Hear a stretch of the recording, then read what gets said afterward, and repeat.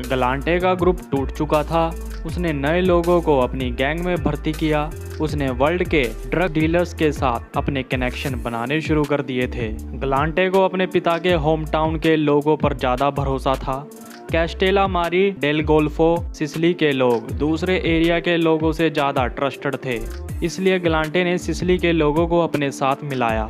इन लोगों में से एक व्यक्ति का नाम था चेसारे बोनवेंट्रे, वहीं दूसरा व्यक्ति था बड़ा सरो मोटो। दोनों गलांटे के बॉडीगार्ड बनते हैं। सिसिली में गलांटे ने फ्रेंच कनेक्शन को दोबारा बिल्ड किया। गलांटे ने सिसिली में अपनी खुद की हेरोइन लैब्स बनाई। गलांटे के लोग एल इटालिया एयरलाइंस में भी थे जो उसके लिए काम करते थे। सूटकेस में $10 लाख की हेरोइन को वहाँ काम कर रहे आदमी अधिकारियों से बचाया करते थे। दूसरी तरफ यूएस में भी गलांटे के लोग हुआ करते थे। हेरोइन से भरे सूटकेस पर किसी की नज़रें पड़ने से पहले ही वो सूटकेस को ट्रांसपोर्ट कर दिया करते थे। सिसिलियन लोगों की धंधे में चुस्ती फुर्ती ने फ्रेंच तस्करों को पीछे पछाड़ दिया था। गलांटे की गैंग में फ्रेंच कनेक्शन की जगह सिसिलियन लोगों ने ले ली। सिसिलियन कनेक्शन की मदद से हेरोइन को यूएस, क्यूबा, मैक्सिको और पुर्टो रिको में भेजा जाता था। एक साल में करीब $300 मिलियन की हेरोइन को इन देशों में डिस्ट्रीब्यूट किया जाता था। सारा प्रॉफिट गलांटे खुद रखता था, वो किसी को नहीं देता था। इससे गलांटे ने अपने बहुत सारे दुश्मन बना लिए थे। उसके दुश्मन ज़्यादातर बोनानो फैमिली से थे। पहले अगर ब्रुकलिन की बात करें तो बुशविक में बोनानो फैमिली का अच्छा खासा रुतबा माना जाता था। 1975 में माफिया पिज़्ज़ा पार्लर्स की आड़ में ड्रग्स के धंधे को चलाया करते थे। वहीं इटली से जैतून के तेल के कैन और टमाटर के कैन के नीचे डालकर हेरोइन को लाया जाता था, फिर दलालों से पैसा लिया जाता था। गलांटे ने समय ना बर्बाद करते हुए अपने धंधे में भी यही तकनीक आजमानी शुरू कर दी। उसने न्यूयॉर्क और दूसरे स्टेट्स में अपने खुद के पिज़्ज़ा पार्लर खोल लिए। गैम्बिनो ग्रुप के न्यू जर्सी, पेंसिल्वेनिया और डेलावेयर में पिज़्ज़ा पार्लर हुआ करते थे, जिसकी आड़ में ड्रग्स का धंधा किया जाता था। तो कहते हैं गलांटे ने फायर बॉम्ब्स को इस्तेमाल कर उन पिज़्ज़ा शॉप्स को आग के हवाले कर दिया था। इन जगहों से हर साल $200 मिलियन के ड्रग्स को डिस्ट्रीब्यूट किया जाता था। जैसे जैसे गलांटे की उम्र होने लगी, उसने अपने सगे फैमिली मेंबर्स को अपने धंधों में उतारना शुरू कर दिया। गलांटे का भतीजा और उसकी छोटी बेटी नीना उसके साथ थी। वहीं गलांटे का बेटा जेम्स ब्रुकलिन में लीगल तरीके से बिजनेस किया करता था। कई सालों से गलांटे की अपने बेटे से बात नहीं हुई थी और ना ही उसको देखा था। गलांटे अपनी पहली पत्नी से अलग हो गया था और दूसरी पत्नी के साथ रहने लगा था। गलांटे की बेटी नीना उसको काम के लिए उठाती थी ताकि 245 एलिजाबेथ स्ट्रीट के लोगों को लगे कि गलांटे लीगल काम करता है। गलांटे हैंगआउट के लिए लिटिल इटली और ब्रुकलिन के कई रेस्टोरेंट में जाता था। गलांटे खुद गैंग के लोगों से मिलने जाता था ताकि उससे मिलने उसके घर कोई ना आए। गलांटे गाड़ियों में शहर घुमा करता था, लेकिन कोई भी गाड़ी उसके नाम पर रजिस्टर्ड नहीं होती थी। वो फ़ोन बूथ पर जाकर फ़ोन किया करता था और जब कोई इम्पोर्टेंट चीज़ नोट करनी होती थी तो वो कुछ नोट नहीं करता था। गलांटे के सारे अपॉइंटमेंट्स बेकरी, रेस्टोरेंट और समुद्र किनारे बने बार में हुआ करते थे। रेमो फ्रांसिस चीनी की माने तो ऐसा कोई माफिया नहीं था जो बिना गन और बिना बॉडीगार्ड के घूमता हो सिवाय गलांटे के। गलांटे गाड़ी में होता था और उसकी बेटी ड्राइव किया करती थी। गलांटे एक दिन में कई सिगार पी लेता था, मगर शराब कभी कभी ही पीता था। गलांटे ने अपनी फिटनेस को बरकरार रखा। उसने अपनी बेटी की माफिया में एंट्री करवा दी थी। वो पहली औरत थी जो अंडरवर्ल्ड में शामिल हुई। गलांटे अक्सर अपने वेकेशन होम जो के लॉन्ग आइलैंड के हैम्पटन बेस में है वहां जाया करता था। वहां उसकी दूसरी बेटी अपने पति के साथ रहती थी। गलांटे ने सब्जियां लगाने की आदत को बिल्कुल नहीं छोड़ा था। गलांटे के पास असली वर्ल्ड वॉर 2 के जनरल्स की जीप भी थी जो उसने अपने पड़ोसी को देख रेख के लिए दे रखी थी। न्यूयॉर्क में जोसेफ डी पलेर्मो, जिसको जो बैक नाम से जाना जाता था, न्यूयॉर्क में गलांटे उससे मिलता है। आपको बता दें, जो बैक गलांटे का ड्रग पार्टनर हुआ करता था। 23 अगस्त 1977 को गलांटे और कई दूसरे माफियाओं को समन भेजा जाता है। फेडरल ग्रैंड जूरी उनको पूछताछ के लिए मियामी, फ्लोरिडा बुलाती है। 2 साल पहले ब्रुकलिन में गलांटे ने फ्लोरिडा में क्राइम एक्टिविटीज को लेकर दूसरे क्रिमिनल से बात की थी।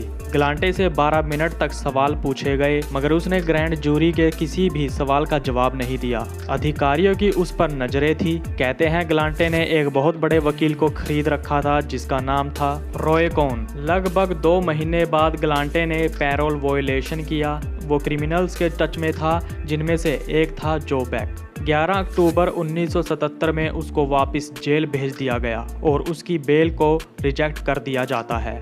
जेल में रहते हुए भी ग्लांटे का बोनानो फैमिली पर कंट्रोल था। उसके एक ऑर्डर पर जनवरी 1978 को गैबिनो फैमिली के 4 ड्रग्स डीलर्स को रास्ते से हटा दिया गया।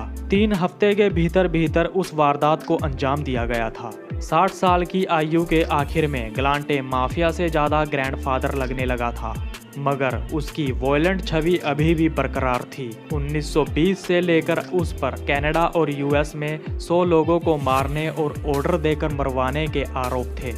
आपको बता दें, ग्लांटे को जो 20 साल की सजा हुई थी उसमें से वो 12 साल सजा काट चुका था, तो उसके अच्छे बिहेवियर को देखते हुए उसे 12 साल में ही पैरोल पर रिहा कर दिया गया था। मगर मार्च 1978 में यूएस पैरोल कमीशन के 4 मेंबर्स ने पैरोल वॉयलेशन के चलते ग्लांटे को बाकी 8 साल के लिए फिर से जेल में भेजने का डिसीजन लिया। मगर 1 महीने के अंदर अंदर यूएस पैरोल कमीशन बोर्ड के 8 मेंबर्स ने 4 मेंबर्स के उस डिसीजन को पीछे कर दिया। उन 8 मेंबर्स ने इसको लेकर रिटर्न में आज तक नहीं बताया कि उन्होंने ऐसा क्यों किया था। अक्टूबर 1978 को ग्लांटे को कनेक्टिकट की लो सिक्योरिटी फेडरल जेल में ट्रांसफर कर दिया गया। वहां ऑफिसर्स को वायरटैप की मदद से सूचना मिलती है कि कुछ शूटर्स ग्लांटे को वहां मारने की साजिश रच रहे हैं। ग्लांटे को मारने का ऑर्डर गैम्बिनो गैंग के डेलाक्रॉस ने दिया था। ये जानकारी मिलते ही जेल प्रशासन हरकत में आ जाता है। कहते हैं जब तक ग्लांटे को हाई सिक्योरिटी जेल ट्रांसफ़र नहीं किया तब तक उसकी प्रोटेक्शन के लिए 24 घंटे गार्ड्स तैनात रहते थे। 23 मार्च 1979 को ग्लांटे की $50,000 दे के बेल हो जाती है। उसी साल ग्लांटे को 60 मिनट के नेटवर्क टीवी प्रोग्राम में देखा गया। दरअसल उस 60 मिनट के प्रोग्राम में ग्लांटे के वकील ने उसको लोगों के सामने इस तरीके से पेश किया कि ग्लांटे एक अच्छा व्यक्ति है, वो किसी के लिए खतरा नहीं है। मगर ग्लांटे को उसके स्ट्रीट के लोग अच्छे से जानते थे कि ग्लांटे ऐसा क्यों कर रहा है। माफिया कमीशन ग्लांटे से पूरी तरह तंग आ चुके थे। गैम्बिनो फैमिली ड्रग्स के धंधे पर अपना कंट्रोल पाकर कमीशन की देखरेख में चलाना चाहती थी। लुक चेसे फैमिली का बॉस टोनी कोरालो, जेनोवेज फैमिली का बॉस फंजी टेरी, गैम्बिनो फैमिली का बॉस पॉल कैस्टेलानो और बोनानो फैमिली का बॉस फिलिप रेस्टेली, इन सब ने मिलकर ग्लांटे को मारने का डिसीजन लिया। मेजोरिटी ग्लांटे को मारने के हक में थी, सिवाय कोलंबो फैमिली के बॉस कारमाइन पर्सिको के। वो नहीं चाहता था कि ग्लांटे को कुछ हो। जो बोनानो रिटायर्ड हो चुका था, जब उससे ग्लांटे को लेकर पूछा गया तो उसने भी ग्लांटे को मारने के हक में फैसला लिया। वहीं जो बोनानो, जो एक समय ग्लांटे को अच्छे भविष्य की दुआएं दिया करता था, जिसके लिए ग्लांटे ने इतने मर्डर किए जिसका कोई हिसाब भी नहीं था। ग्लांटे ने सोचा भी नहीं होगा कि जो बोनानो उसको मारने के हक में खड़ा होगा। 12 जुलाई 1979 दोपहर का समय था। ग्लांटे निकरबॉकर एवेन्यू के जो एंड मैरी रेस्टोरेंट में आता है। वहां वो खुले एरिया में बैठा था। उसके साथ उसका कज़न जो टुरानो वहां का मालिक था। उसका करीबी मित्र लियोनार्ड कोपोला और उसके बॉडीगार्ड बोनवेंट्रे और बेल्डासेरे अमेटो थे। ग्लांटे वहां अपने कज़न के साथ लंच कर रहा था। लगभग 3 बजे के करीब 3 लोग गाड़ी में आते हैं। उनके पास लोडेड गन थी। वो रेस्टोरेंट के अंदर जाते हैं। उन्होंने पीछे खुले एरिया में ग्लांटे को देखा तो हमलावर वहां जाते हैं। एक हमलावर रेस्टोरेंट के वर्कर्स पर नजरें बनाए रखता है। कहते हैं जो ट्रोनो के बेटे जॉन ने जब शूटरों को जहां ग्लांटे बैठा था वहां जाते देखा तो वो चिल्लाने लगता है। उसने अपने पिता को आगाह किया। तभी एक शूटर उसके बेटे पर गोली चला देता है, जिसमें वो जख्मी हो जाता है। हमलावरों ने ग्लांटे और वहां मौजूद सभी लोगों पर ताबड़तोड़ गोलियां चलानी शुरू कर दी। गोलीबारी में ग्लांटे के दोनों बॉडीगार्ड बच जाते हैं। ग्लांटे, जो टुरानो, लियोनार्डो कोपुला मारे जाते हैं। जब ग्लांटे मरा तब भी उसके मुंह में सिगार था। बाद में पता चला कि ग्लांटे के बॉडीगार्ड, जिनका के नाम बोनवेंट्रे और बल्डासरे अमाटो था, उनका बोनानो फैमिली में प्रमोशन हो जाता है। ये प्रमोशन ग्लांटे को मारे जाने को लेकर किया गया था। ग्लांटे की हत्या में उनकी अहम भूमिका थी। ग्लांटे की जहां हत्या हुई थी वहां अधिकारियों को 2 से ज्यादा गन मिलती हैं। कहा जाता है दोनों बॉडीगार्ड्स ने भी ग्लांटे पर गोलियां चलाई थी। ग्लांटे समेत उसके कज़न एंजेलो प्रेसेंजानो को मारने की पूरी तैयारी थी। आपको बता दें, प्रेसेंजानो 50 सालों से ग्लांटे के साथ था। वो उसका भाई तो था ही, बल्कि उसका बॉडीगार्ड भी था। तबीयत ठीक ना होने की वजह से प्रेसेंजानो रेस्टोरेंट से जल्दी निकल जाता है। जब ग्लांटे मारा गया था तो प्रेसेंजानो को अब ग्लांटे का बदला लेना था। इससे कहीं ना कहीं दूसरे माफिया को भी डर सता रहा था। मगर ग्लांटे की हत्या के ठीक 8 दिन बाद एंजेलो प्रेसेंजानो की हार्ट अटैक से मौत हो जाती है। 16 जुलाई 1979 को कारमाइन ग्लांटे का अंतिम संस्कार होता है। न्यूयॉर्क के कैथोलिक आर्चडाइसिस ने बदनाम ग्लांटे को जन समाधि देने से इनकार कर दिया था। उसके अंतिम संस्कार में ग्लांटे की दोनों पत्नियां, 5 बच्चे और उसका वकील रॉय कोहन मौजूद था। ग्लांटे अपने आप को लेकर कॉन्फिडेंट था कि उसको कभी भी कोई मार नहीं सकता। वहीं उसकी बेटी एंजेला ने कहा था कि उसके पिता का भगवान में अटूट विश्वास था। एंजेला का कहना था कि अगर उसके पिता की क्राइम कुंडली को देखे तो वो 1979 से पहले ज़्यादा खूंखार गैंगस्टर थे। तब उन पर किसी की हिम्मत नहीं पड़ी हमला करने की। उनको अब के समय से पहले ज़्यादा खतरा था। बोनवेंट्रे का 28 साल की उम्र में ही बोनानो फैमिली में प्रमोशन हो गया था।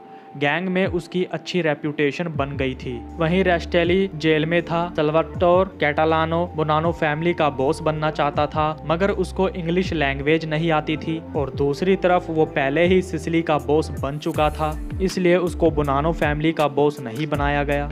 1984 में बोनवेंट्रे को लुइस एंटोसिया और सल्वाटोर विटाले द्वारा मार दिया गया। उसको मारने की वजह ये थी कि वो बेवजह गैम्बिनो फैमिली के हेरोइन के धंधे में घुसने की कोशिश कर रहा था। वहीं बोनवेंट्रे दूसरे क्रिमिनल्स के साथ मिल रखा था।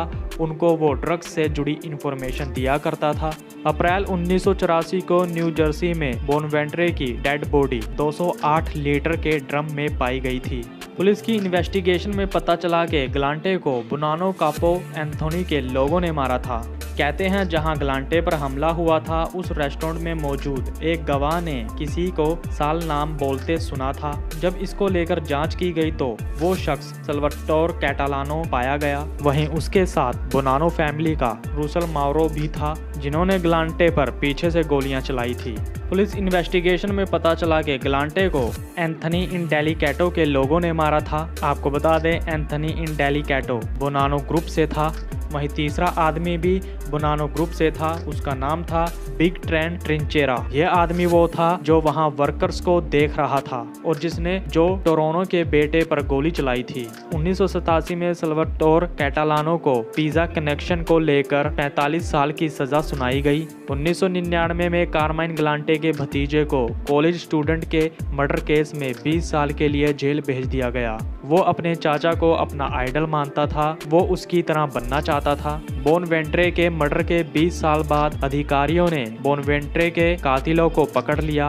वो नाम थे लुइस एटेनेसियो, उसका भाई रॉबर्ट और पीटर। सल्वाटोर विटाले भी बोनवेंट्रे की हत्या में शामिल था। वो पुलिस का इन्फॉर्मर बन जाता है। उसकी गवाही के चलते बोनवेंट्रे के कातिलों को 2006 में 10 से 15 साल की सजा हुई। 2006 में ही ग्लांटे के पुराने बॉडीगार्ड बेल्डासरे अमाटो ने बोनानो गैंग के जिन 2 लोगों को 1992 में मारा था, उस केस में उसको उम्र कैद की सजा हुई।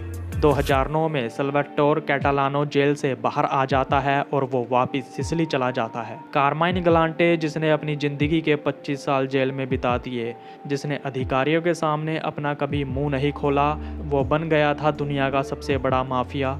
उसने ड्रग्स के धंधे से इतना पैसा बनाया, शायद ही किसी माफिया ने बनाया हो। तो दोस्तों, ये थी कारमाइन ग्लांटे की जिंदगी से जुड़ी कुछ बातें। अब तक के लिए इतना ही। तो नमस्कार दोस्तों।